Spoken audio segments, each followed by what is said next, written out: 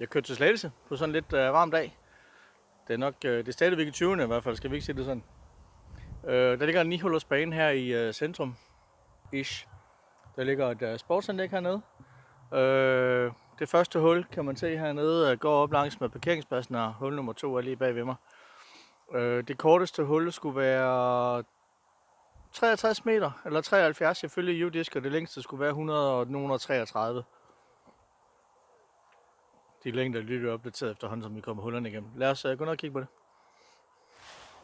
Ja, hul 1 her, det er 81 meter langt. Kurven står lige heroppe imellem alene.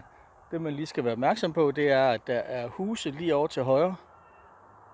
Eller haver, så kommer man til at griplock, så er man i folks haver, og ja, så skal man ud og sige pænt goddag til nogen. Det går en lille smule op ad bakke, måske 1 eller 2 meter stigning.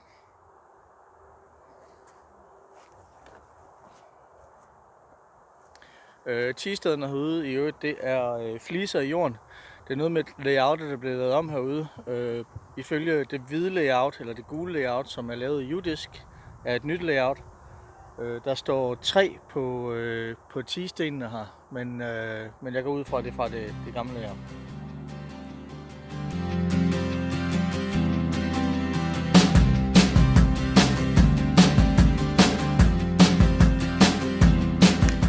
Der er jo helt sikkert OB inde i haverne. Jeg tror også, man vil spille OB ude på vejen herude. Jeg har ikke lige tjekket, om der er et banekort nogle steder med nogle OB-streger på, men hvis der er, så kommer det til at være link til det i beskrivelsen.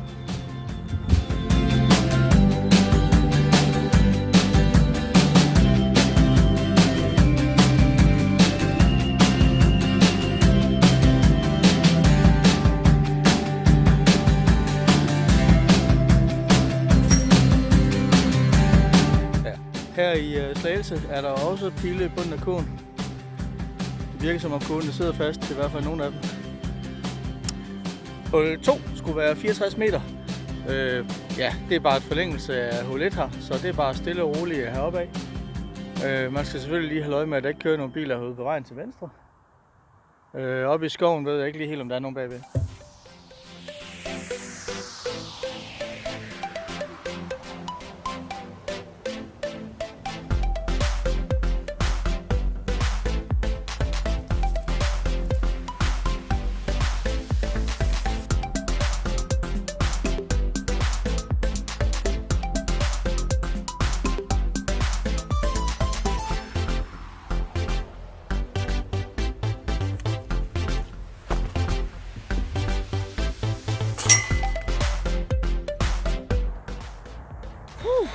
Hul nummer 3, 144 meter.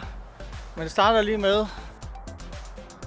lige med at gå op ad en meget stejl sti hernede. Man kan muligvis med fordel gå højre om nede for hul 2, altså nede for hul 2's kurv, i stedet for at gå venstre om. Vi står oppe på toppen af sådan en bakke. Om den er kunstig eller ej, det ved jeg ikke. Der er et amfiteater hernede foran. Og kurven står blindt over i højre side derovre, over ved skoven. Man kan lige se, at den er lidt mørkegrøn derovre. Der skulle den stå nede ved den lyse dernede. Meget blindt hul. Så ja, hold øjnene åbne. Lad os sikker på, kryds fingre for, at der ikke kommer nogen cykler ned på stien ned til højre herude. Og se, hvad der sker.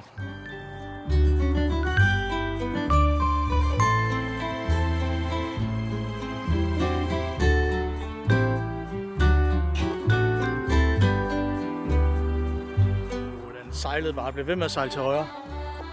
Så nu håber jeg ikke på, at der er nogen, der når som disk op, for der er ret langt dernede også. Der. Ja, så lykkes det mig at komme ned til disken. Jeg kan rent faktisk se kurven nu, den står lige herovre. Den står lige herovre til venstre. Lige på kanten af den busk, der nok lige står varmt for kameraet. Det var temmelig meget modvind deroppe, men jeg kan godt forestille mig, hvis man kaster noget, der er lidt for overstabilt, så kan man også risikere at ryge ind i træerne. Så det er sådan lidt et risk-hul. Det fede ville være, hvis man havde en spotter, så man var sikker på, at der ikke lige kom nogen gående heroppe fra, fordi det er helt blindt hernede. Men ja, lige nu er der ikke et øje.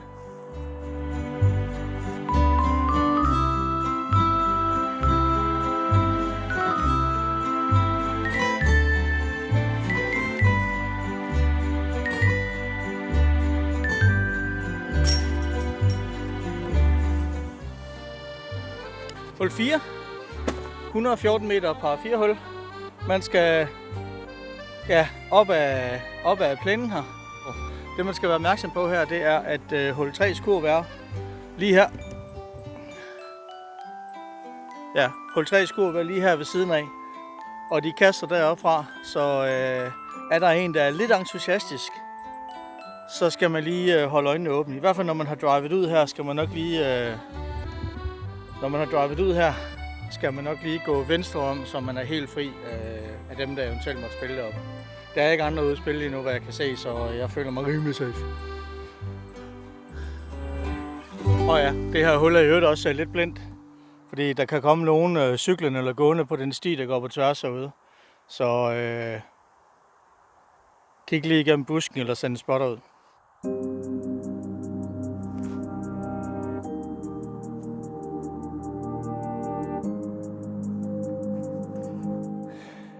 Nå, jeg fandt kurven. Kurven er lidt tættere på, end jeg lige regner med.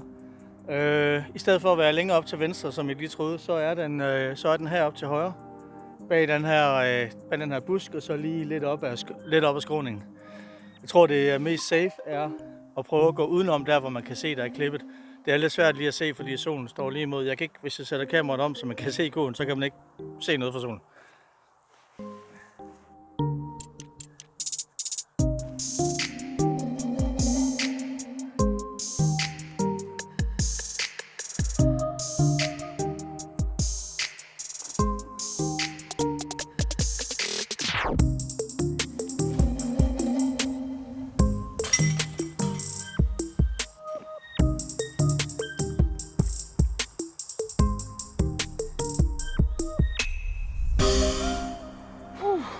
Hul 5, det er så endnu et par 4 hul.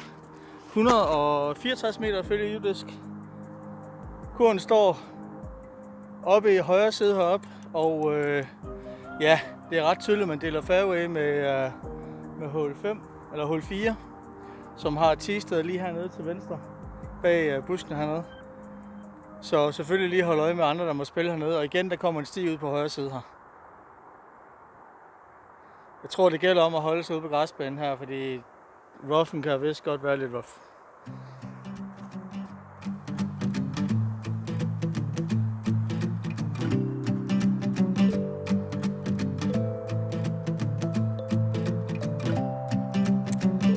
Der røg jeg så i roughen på den modsatte side af fairwayen. Det var ikke mere.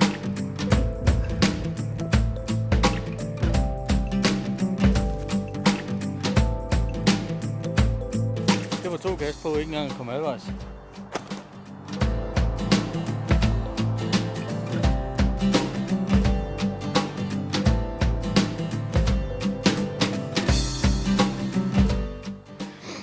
I sådan noget som det her, skulle man umiddelbart tro, at det var relativt let at finde sin disk igen.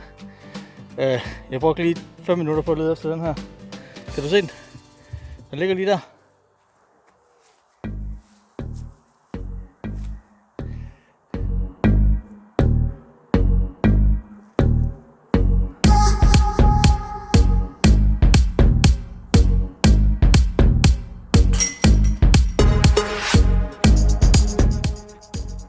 Hul 6, 86 meter par 3. Man spiller igennem en double mando. Man spiller lige hen over hul 3's, eller hul 4's T-sted.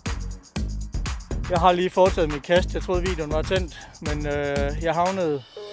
Man kan måske lige nøjagtigt se en plet dernede. Jeg ligger lige ovenpå, eller lige efter 3'ernes eller 4'ernes T-sted. Jeg tør ikke lave det samme kast igen, fordi så risikerer at den ryger i alt muligt andre steder. Så I må drømme jer til, hvordan det så ud.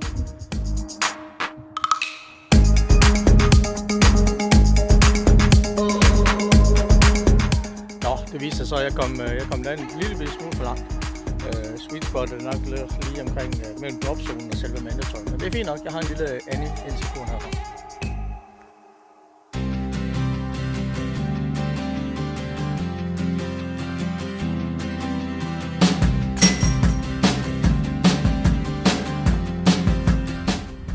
Hul 7, 86 meter fra 3.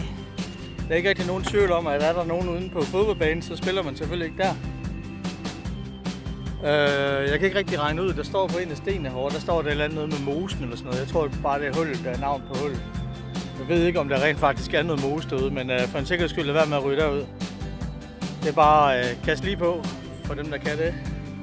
For dem der kan det, lige op til kun.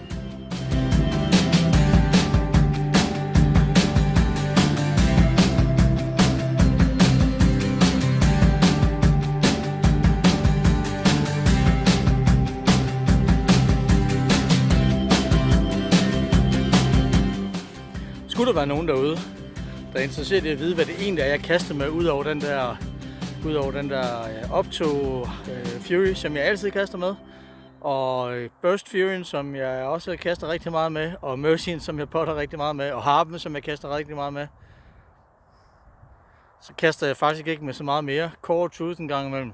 Nå, hvis I vil vide, hvad jeg kaster med, sig til.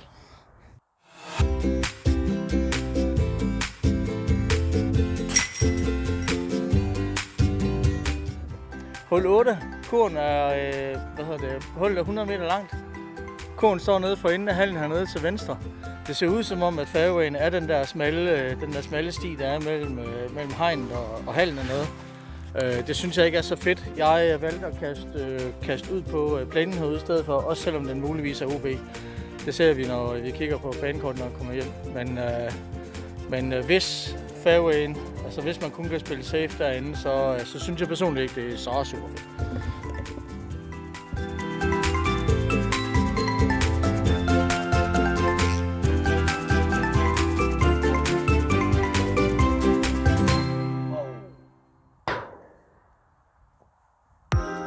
Det er lige præcis det der, jeg ikke bryder mig om.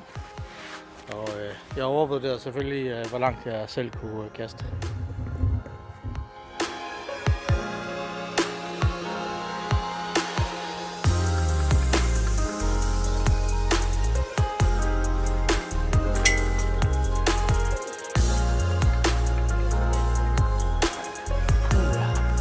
Hul 9, banens sidste hul, skulle være 73 meter langt. Den spiller ned ad stien her.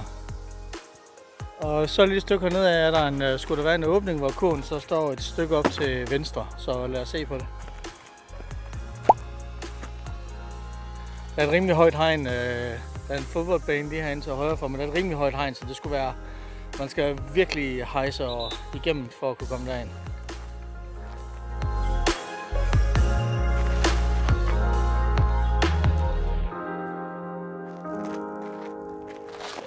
Det ser ud som om jeg prøvede at tage genvejen derinde. Ups, måske lidt tidligt. Det lykkedes mig rent faktisk at komme igennem det her hul på hjørnet, så nu ligger jeg til nok dagens seneste birdie. Meget lang birdie.